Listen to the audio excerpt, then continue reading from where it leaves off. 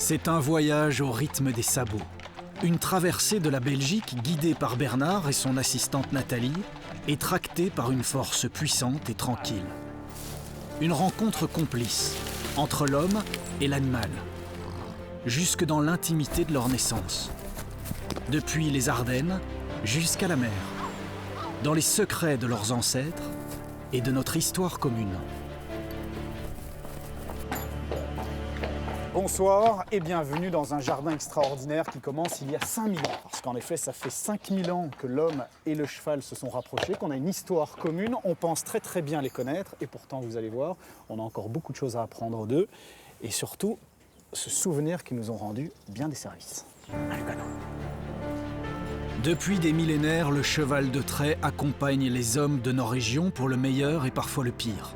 Redouté par les armées de César il y a 2000 ans, il a ensuite été le véritable moteur de la société pendant des siècles. Tirant les charrettes et les péniches, labourant les champs, travaillant dans les villes et les mines. Sur les images d'archives, il est partout. Mais aujourd'hui, quelle est sa place et son avenir à nos côtés? Pour le savoir, notre voyage commence près de Marchand-Famenne, avec comme guide Bernard Ridel et 2 chevaux qui vont nous tirer sur des centaines de kilomètres. Tu nous présentes? Oui. À gauche, c'est Kismi et à droite, c'est Lugano. Lugano a 17 ans et Kismi a 18 ans. On a vu que les chevaux de trait avaient travaillé à toutes sortes de tâches pendant des siècles. Oui. Aujourd'hui, si je te dis qu'ils servent à rien, tu me réponds quoi? Je te réponds que tu es un sot.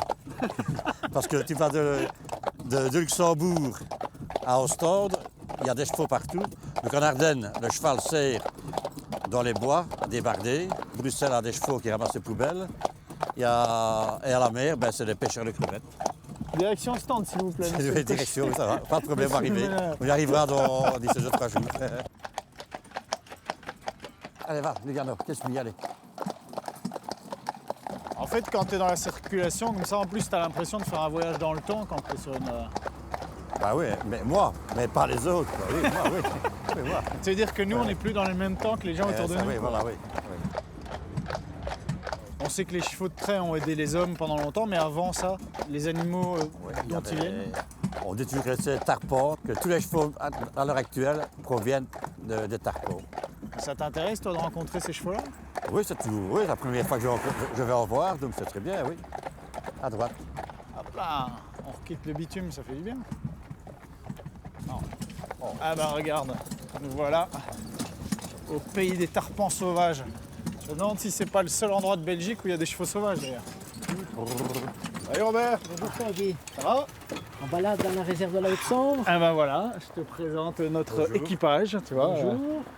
Bernard qui est le meneur et Nathalie derrière. Et puis comme tu vois, on fait un petit tour pour voir l'ancêtre de nos chevaux de trait. Oui, Il le nous a dit tarpan, que oui. tu avais des chevaux sauvages, des tarpans sauvages. 6 tarpans sauvages ici. Ah, bah regarde. Ah, mais ils sont là. Sauvages, tu veux dire que vous faites rien pour eux? Non. Ils sont libres. Libres. Oui. Ils s'enfuient, ils sont vraiment sauvages. Oui, oui. Ouais. On sait Ah pas oui, les approcher. oui, non, effectivement, ils sont... ils sont pas... Donc on a eu trois femelles à la réserve naturelle de la Laisse, hein, et qui ont chacune mis bas de 3 jeunes l'année passée. Mais ils ont D'accord. passé l'hiver sans problème ici. Ils ont suffisamment mangé, donc ils n'essaient pas de passer les clôtures. En plus de ça, ils nous aident à gérer. Ils mangent tous les petits arbustes, les joncs, donc nous on ne doit pas intervenir à la débroussailleuse, sur la tronçonneuse. C'est quoi l'intérêt d'avoir un animal qui mange la végétation? Parce que sinon, ça va pousser et ça va redevenir une forêt dans 10 ans ici. Ouais. Pourquoi des tarpans? Pourquoi des chevaux? On voulait des chevaux sauvages qui sont rustiques. Ils savent résister jusqu'au moins 20, moins 25 degrés ici. Ils passent au galop. Ah oui. Impressionnant. Ça va Bernard, ça t'inspire quoi? Rien entendu bourrer, là. Les tarpans originels sont bien les ancêtres de la plupart des races de chevaux actuelles. En réalité, ce sont même des revenants, car cette espèce d'équidés sauvages européens avait disparu il y a 150 ans. Puis, il y a près d'un siècle, des scientifiques ont entrepris de croiser des chevaux rustiques pour essayer de remonter le cours de l'histoire. Ils ont créé ce qu'on appelle aujourd'hui les tarpans reconstitués. Remis en liberté, il semble avoir trouvé un nouveau territoire à côté de Merbe-le-Château. Et c'est comme si la présence de ces chevaux sauvages donnait un petit supplément d'âme à l'endroit. On peut faire combien de kilomètres sur une journée comme À c'est le peu sien, près cheval 60-70 km sur une journée. On a fait 65 km aujourd'hui. La nuit, ils vont faire quoi les chevaux? Ah ben maintenant, ils ont mangé leur picotin. Maintenant, on va les lâcher un peu dans la pâture, dans la prairie. Ils vont manger. Et puis quand ils vont se reposer. En général, le cheval ne se couche pas, il dort debout. Ah ouais. Oui, oui. C'est la nuit, on dit que les chevaux naissent plus souvent? Généralement, oui, les chevaux naissent souvent la nuit. On a vu, ils sont plus calmes, plus tranquilles, il y a moins de bruit et ils sont plus tranquilles. Toi, c'est un moment que tu suis avec attention, émotion? Oui, parce que je surveille, quoi. Je mets une ceinture au cheval. Et quand le cheval se couche, ça bip à la maison, chez moi. Je me réveille, je mets la caméra, voir s'il pouline ou bien s'il dort. Moi, en général, il pouline. Moi, je vais voir et chaque poulinage, je les vois chez moi. C'est un moment quoi, étonnant, émouvant ou bien... Parfois, la nuit, quand on est tout seul dans la nuit, on se demande si le poulet va sortir. Trouver de l'aide la nuit, c'est pas toujours évident. Ouais. Le vétérinaire, téléphone au vétérinaire. Il faut quand même bien un quart d'heure, 20 minutes avant qu'il arrive. Donc c'est un peu stressant quand même. Quand ça se passe bien, ça va, il n'y a pas de problème. Mais en général, ça se passe bien quand même. Bon, dans la caravane? Oui, à bout. Voilà. Ça le couchage, oui, avec le feu qu'il y a, ça ira. Hein. Sous une lune presque pleine, l'équipe du Jardin Extraordinaire guette un heureux événement. Le cycle de la vie est aujourd'hui aidé par la technologie. La jument Kerala est équipée d'une ceinture qui avertira son propriétaire si elle se couche pour pouliner. Au petit matin, alors que la naissance semble remise à la nuit suivante, surprise, Kerala se couche enfin. Rejointe par son propriétaire, Philippe qui accueille le poulain tout en douceur.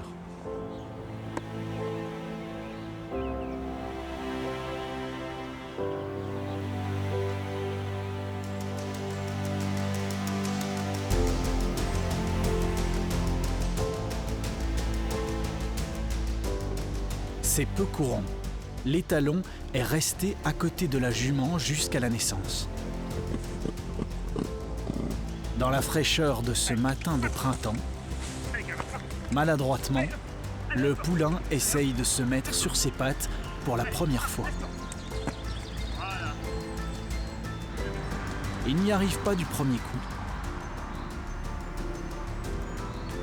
Mais après quelques minutes d'essai, le voilà déjà à quatre pattes. C'est un futur géant. Il s'appelle Atlas. S'il veut survivre, le poulain doit rapidement téter. Philippe lui indique le chemin pour qu'il boive le colostrum, le premier lait rempli d'énergie et d'anticorps qui vont renforcer son immunité.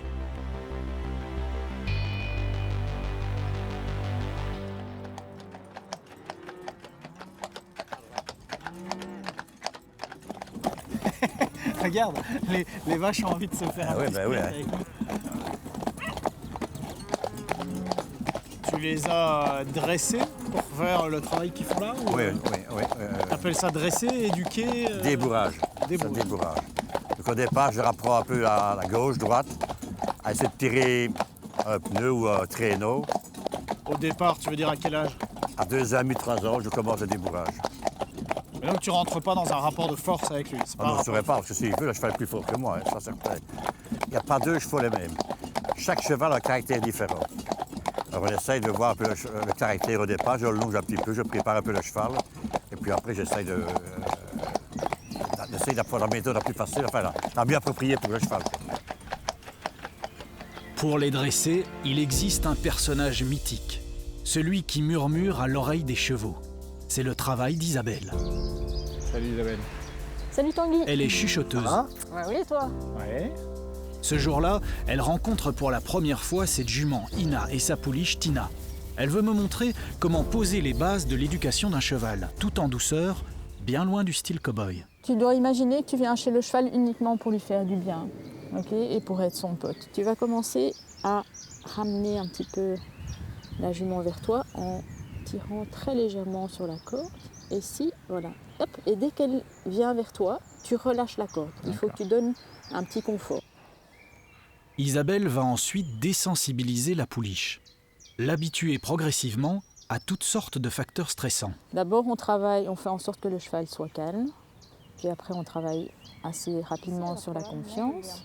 Et puis, on va travailler aussi un petit peu l'obéissance. Est-ce qu'un cheval de trait, tu vas essayer de lui apprendre des choses particulières? Oui, je vais plus axer le travail sur la désensibilisation pour qu'il ait vraiment peur de rien en extérieur. Par exemple, je vais utiliser un fouet. Ça va faire bouger un petit peu le cheval. Il va s'inquiéter au début, mais je vais continuer, insister jusqu'à ce que j'ai un cheval qui devienne vraiment immobile. Voilà. Hop.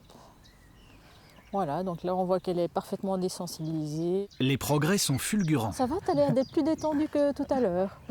Elle est carrément zen, là. Elle est carrément Elle pas- est là, oui. Ouais. Elle attend que ça se passe en fait. Ok. Je crois qu'elle est en train de m'éduquer autant que je l'éduque. Continue, parce que là elle bouge ses pieds, continue à... Voilà, et dès qu'elle arrête ses pieds, tu vas arrêter le D'accord, stimulus. Continue, continue, continue. Voilà. Nous quittons les murmures d'Isabelle pour les sons puissants des forêts ardennaises. Entre les arbres, l'odeur de la sciure et le crépitement d'un feu. C'est l'univers de Philippe de Koning. Il est débardeur.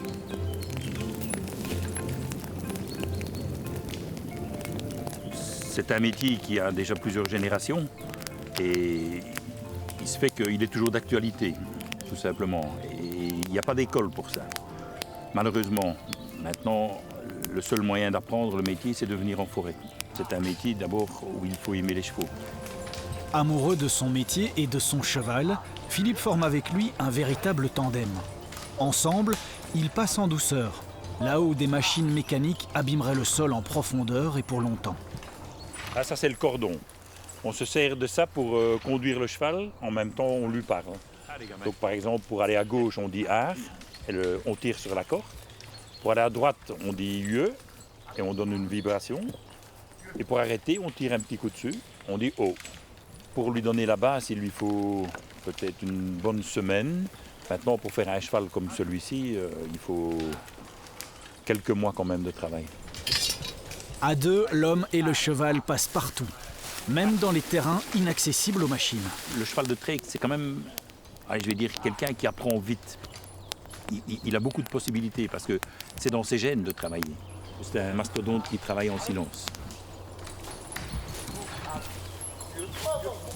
C'est très physique pour les deux. Donc la pente ici, on monte une fois, ça va, c'est raisonnable, 2 fois, 10 fois. Mais au bout de la journée, des fois, on descend 50 ou 60 fois.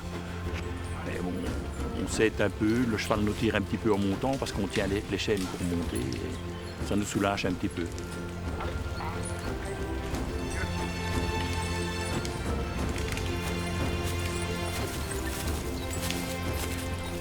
Aujourd'hui, c'est joué pour nous autres. Allez, gamins. J'ai 3 filles et aucun des beaux-fils n'est pour reprendre ce métier-là. Il y a des jeunes débardeurs qui ont repris derrière leurs parents, mais que les jeunes qui ont vraiment envie d'essayer ce métier-là, ils prennent le temps d'aller avec des débardeurs, qu'ils essayent de comprendre, peut-être d'apprécier le métier, qui est très dur. Mais moi, je pense qu'il y a un avenir dedans parce qu'il y aura toujours des situations où on aura besoin des chevaux pour travailler, tout simplement. Le cheval de trait, pour moi, c'est un mode de vie, c'est une manière de respecter la forêt, c'est une manière de travailler peut-être comme des personnes nous ont transmis. Donc tout ça, ça reste un patrimoine, moi, je pense. C'est le futur du passé. Peut-être bien, mais on va voir.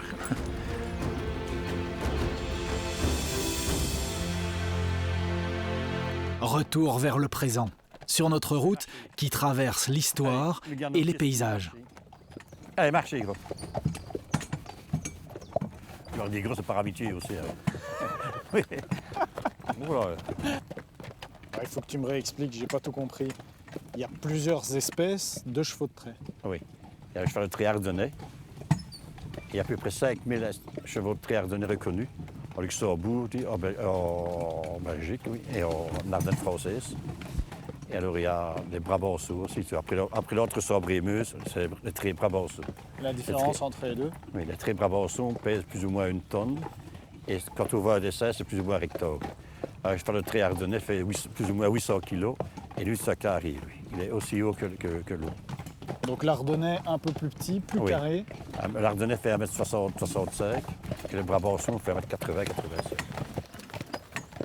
Qu'est-ce qu'ils font si on se traverse le pays depuis Sterpenich jusqu'à La Panne? On va croiser des chevaux de trait qui font quoi aujourd'hui? En Ardennes, ils étaient souvent occupés dans les bois pour débarder.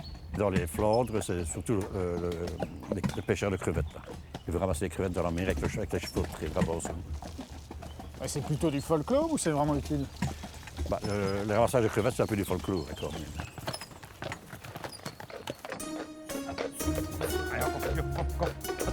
À Oostdunkerque, ce folklore, on l'assume. Bernard de Bruyne est l'héritier d'une profession qui se transmet de génération en génération dans sa famille.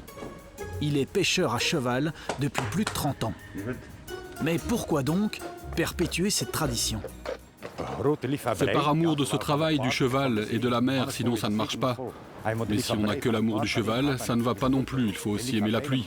C'est une tradition vieille de plus de 500 ans. Et à Oostdunkerque, l'endroit est parfait, avec une plage sans obstacle. On pêche les crevettes au printemps et en automne, parce que la température de l'eau doit être bonne, entre 8 et 12 degrés. En hiver, l'eau est trop froide et en été, elle est trop chaude. Pour s'aventurer dans les vagues, mieux vaut avoir une complicité sans faille. 1h30 avant la marée basse, hommes et chevaux entrent dans l'eau froide de la mer du Nord. Grâce au lien qui nous unit, le cheval aime l'eau. L'eau, c'est sa vie. Donc un cheval n'est pas attiré par l'eau naturellement, mais il faut lui apprendre. C'est quelque chose qu'il faut lui inculquer. À la bonne saison, le filet se remplit vite. En quelques minutes, des milliers de crevettes sont prises au piège. Les meilleurs jours, le filet pèse alors 8 à 900 kilos. Le cheval doit être vraiment très fort. Dans le temps, on pratiquait avec des mulets. C'était bien aussi, mais à l'époque, on pêchait avec des filets de 3 mètres. Alors qu'aujourd'hui, ils font presque le double, ils font 6 ou 7 mètres. Il faut donc un cheval qui a plus de force. Toutes les 30 minutes, l'homme et le cheval font une pause. Le pêcheur fait un premier tri dans le filet et le cheval récupère. Le cheval doit être de toute confiance, il doit écouter, il doit bien travailler et il doit aussi rester bien tranquille. Il n'est pas toujours en train de pêcher, il est aussi parfois au sec pendant qu'on étend nos filets. Il se tient à 3 ou 4 mètres de nous. Il faut pouvoir alors lui faire entièrement confiance.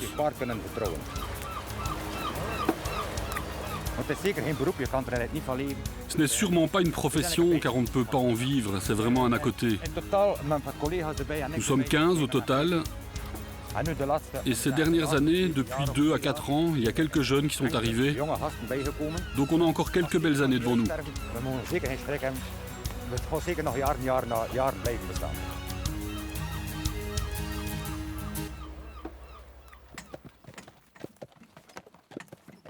Qu'est-ce que tu attends, toi, comme qualité de tes chevaux?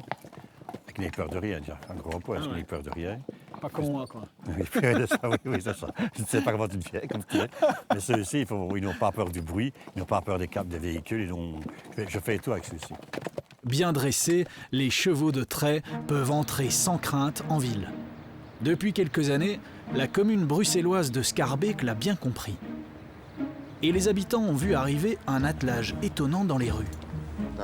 J'ai marché, les gars. Allez. Il remplace une machine beaucoup plus bruyante. Allez, Taram. Allez, Pilou. C'est le seul cheval qui peut tracter un poids de facilement 1 tonne derrière. Enfin, ils sont à 2 à tirer 1 tonne. Mais si on aurait pris un cheval de selle ou un cob ou n'importe quoi, ça n'aurait pas été possible de travailler avec eux. Donc le cheval de trait est conçu, lui, pour tracter du poids derrière lui, en fait. Pour les hommes et les femmes du service propreté, le travail de collecte reste le même. Mais un des camions traditionnels de la commune a été remplacé par cette charrette à cheval. Je trouve que c'est plus chouette de travailler avec des chevaux. Déjà, moi, c'est ma passion à la base, et puis c'est plus écologique. Je pense qu'il faudrait faire ça partout et que ce serait chouette pour tout le monde de le faire parce que ça rendrait même le monde un peu plus vert aussi. C'est le but d'avoir pris 2 chevaux, c'est d'essayer d'éliminer tout ce qui est véhicule à moteur, tout ce qui est polluant. Et cerise sur le gâteau, La tournée est beaucoup plus conviviale. Bonne ambiance garantie et carburant d'un nouveau genre. Souvent on s'arrête parce que les enfants nous demandent de pouvoir les caresser ou même leur donner à manger. Ils viennent spécialement le matin, ils nous attendent avec des carottes ou des pommes. Et alors quand on passe devant les écoles, là c'est la grande folie pour les enfants. Ils sont super épatés, super éblouis. Et on en profite justement pour avoir ce contact avec eux, les faire sortir un petit peu de l'école, connaître autre chose. Taram, ça s'appelle Taram. La commune a aussi converti un de ses bus pour aller au parc ou à la piscine. Bye bye le cheval. Et la magie des animaux fonctionne pour tous les âges. C'est toujours chouette de voir le contact qu'il y a avec les gens qui préfèrent voir les chevaux que les camions de poubelle. Partout en Wallonie et à Bruxelles, le cheval de trait connaît une seconde jeunesse. Les associations de protection des animaux surveillent de près ce travail, mais le considèrent moins pénible que l'exploitation de calèches touristiques. Après la tournée, c'est automatiquement en repos. On prend encore soin des chevaux, donc on leur passe une petite douche nécessaire. On trempe les tendons pour un petit peu les soulager aussi. Et alors, après la journée, ils ont leur paddock ou soit de la prairie. Donc, ils ne sont jamais enfermés à l'intérieur. Ils sont tout le temps à l'extérieur, en fait. Après avoir disparu des villes, les chevaux de trait sont de retour.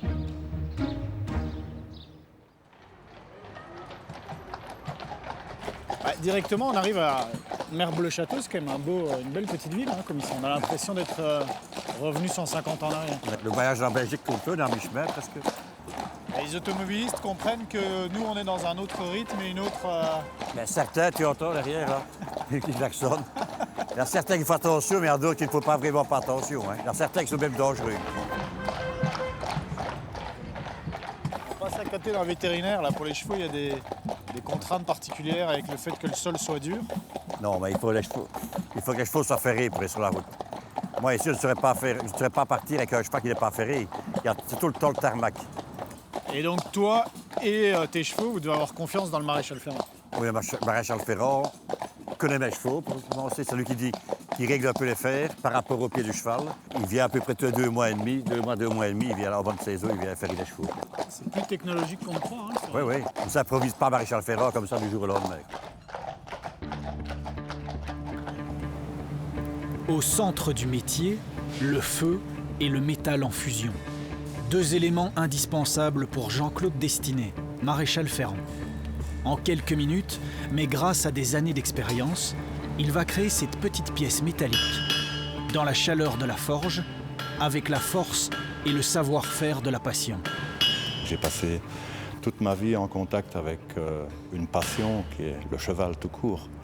Je fais ce métier pratiquement depuis 40 ans et le plaisir est resté intact. Le maréchal Ferrand doit avoir l'agilité de sculpter le métal et la patience de comprendre l'animal. Le métier paraît sorti de temps anciens. En réalité, il évolue constamment. La maréchalerie fondamentale n'a pas changé, mais les chevaux sont maintenant utilisés de manière différente. Donc la maréchalerie, bien sûr, s'adapte à cette évolution. C'est toujours, bien sûr, une évolution lente. Quand on parle du cheval de trait ardennais, maintenant il est utilisé comme cheval de plaisance, donc on va peut-être le faire plus léger. Avant, les forges étaient immobiles. Aujourd'hui, Jean-Claude déplace la sienne au gré des demandes.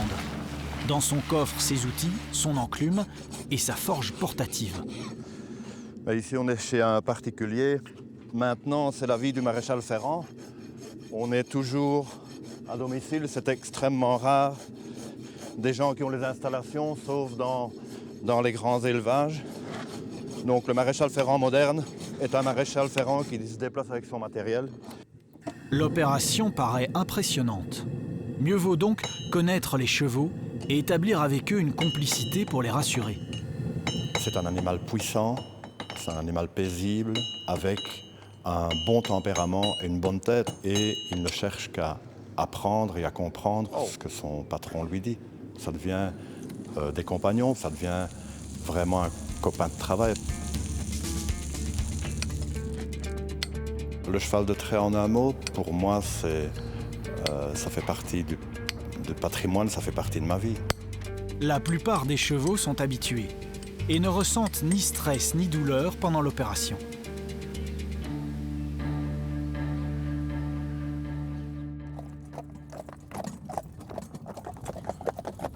On a vu quand même au cours du voyage qu'il y a plein d'applications aux chevaux de trait encore aujourd'hui. Comment tu vois leur futur? Les communes prennent de plus en plus de chevaux de trait pour travailler et des gens pour le loisir. Ils veulent un cheval qui est calme, qui est paisible, pour partir avec leur famille le dimanche, faire une balade d'1 heure ou 2 heures, ou bien la journée, faire un petit pique-nique. Donc leur avenir pour toi, c'est le tourisme. Oui, le tourisme, oui, le tourisme. Et comment tu fais pour arriver à ce genre de chevaux? Il y a une analyse de la reproduction? On sélectionne des chevaux, donc ils ont un test. Et alors on regarde si le cheval est apte à reproduire. S'il ne boite pas, il n'y a pas de boiterie, on regarde ça en premier lieu, s'il n'a pas de défaut. Toi, tu es encore surpris ou tu as encore des rêves liés à ce que tu veux encore faire avec des chevaux de trait? Non, mes rêves se sont réalisés parce que c'était un hobby, maintenant c'est mon métier. Donc mon rêve s'est réalisé, moi. Je suis tout le temps avec les chevaux de trait. Et qu'est-ce qu'on peut te souhaiter? Une longue vie. Venu d'un passé lointain, le cheval de trait a-t-il encore une longue vie devant lui? Pour en savoir plus, petit détour par un centre d'études dans la province de Luxembourg. Salut Jean-Philippe. Salut Tanguy. On est où là? On est à Mont-le-Soie, centre européen du cheval. C'est un centre où on s'occupe un petit peu du cheval de trait ardennais. Alors nous justement on est venu te voir parce qu'on essaie de comprendre quel est l'avenir de cet animal qui semble un peu sorti du 19e siècle. C'est vrai que c'est un animal un peu ancestral comme ça, mais je crois qu'il a une place dans la société actuelle. Et en effet, nous, on fait toute une série d'études que d'ailleurs j'aimerais bien te montrer, notamment sur tapis roulant. Et si tu permets, on va aller jusque-là. Écoute, je te suis.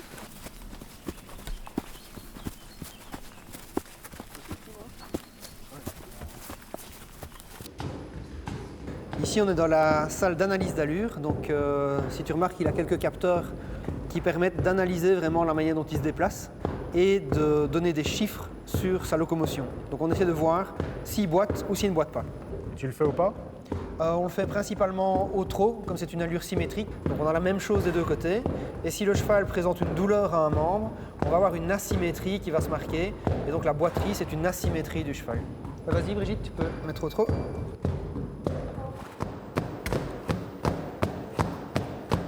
Soigné avec passion depuis des siècles et étudié avec précision aujourd'hui, les chevaux de trait belges ont une solide réputation et sont exportés dans le monde entier.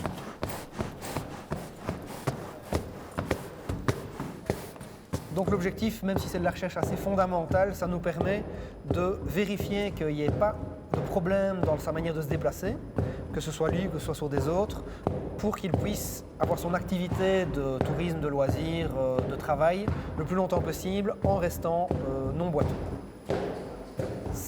Pour moi, le cheval doit s'intégrer maintenant dans la société moderne et avec notamment ce côté nature dans les zones de protection naturelle. Et je pense que son rôle social est primordial aussi dans les villes. Je crois qu'il peut encore nous surprendre pendant quelques années. Pendant le temps de notre voyage, ce qui est assez incroyable, c'est qu'il y a un poulain qui est né chez toi. Oui, quand on est là, oui. On téléphonait hier soir qu'il y avait un poulain qui était né. Quoi. Tu vas l'appeler comment? Bon, ma petite fille aimait bien Belinda, donc je suppose que je vais l'appeler Belinda. Je sens que je suis au bout du chemin, moi, je sais pas pourquoi. Oui, on arrive, voilà, on arrive à la fin du voyage. Tu me laisses là? Oui, allez. J'attends quoi, l'hélico? Ah bah, que tu veux, ouais, allez. Allez, merci. Tanguy. Et écoute, grâce à toi, j'ai déjà un peu moins peur des chevaux, regarde. Ah oui, tu vois, regarde, ouais, tu vois, après 3 jours, hein, quand même. Au revoir, Tanguy. Merci, hein, salut. À gauche, allez. Marchez à gauche, allez. À gauche. Pas d'excès de vitesse, hein. Bye, hein. C'est ici que se termine notre jardin extraordinaire consacré aux chevaux de trait. Vous voyez que c'est la fin du chemin pour nous, mais pas pour ces animaux qui accompagnent l'homme depuis plusieurs millénaires et qui, semble-t-il, ont encore un très bel avenir. Rendez-vous sur notre site internet et notre page Facebook pour quelques photos et renseignements supplémentaires. À dimanche prochain pour de nouvelles aventures avec toute l'équipe du jardin extraordinaire. Merci de nous suivre et belle semaine.